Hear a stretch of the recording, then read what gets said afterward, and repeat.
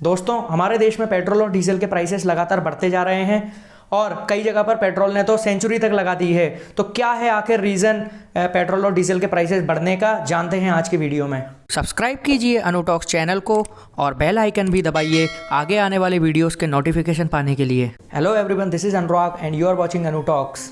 आज की वीडियो में हम जानेंगे कि इंडिया में पेट्रोल और डीजल के प्राइसेस बढ़ने के पीछे एक्चुअली क्या कारण हैं और हमारे पड़ोसी देशों में क्या चल रहे हैं पेट्रोल और डीजल के प्राइसेस।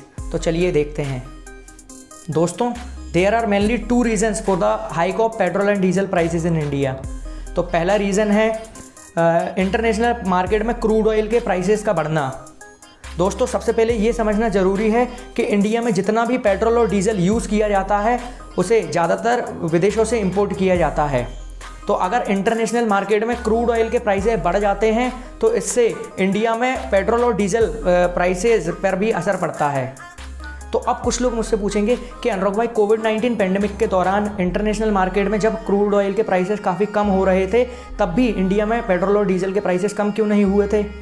तो इसका रीज़न है कि कोविड-19 पेंडेमिक के दौरान लगाए गए लॉकडाउन की वजह से देश की इकोनॉमी को काफ़ी ज़्यादा लॉस हुआ था और उसी को कंपेंसेट करने के लिए गवर्नमेंट ने पेट्रोल और डीजल पर लगने वाले टैक्सेस को बढ़ा दिया था, जिसकी वजह से रॉ मटेरियल का प्राइस कम होने का फ़ायदा गवर्नमेंट को तो मिला था, बट हम लोगों को पेट्रोल और डीजल के प्राइसेस में ड्रॉप नहीं दिखा था। तो इंडिया में पेट्रोल और डीजल के प्राइसेस बढ़ने का दूसरा जो कारण है वो है सेंट्रल गवर्नमेंट के द्वारा लगाई जाने वाली एक्साइज ड्यूटी और स्टेट गवर्नमेंट के द्वारा लगाया जाने वाला वैल्यू एडेड टैक्स और डीलर कमीशन।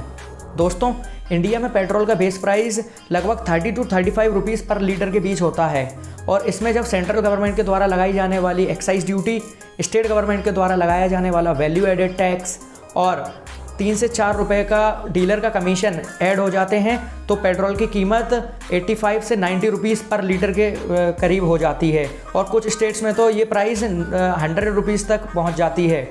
तो इसका मतलब 35 रुपये के बेस प्राइस वाले पेट्रोल पर हमें लगभग 50 से 60 रुपीज़ टैक्स देना होता है।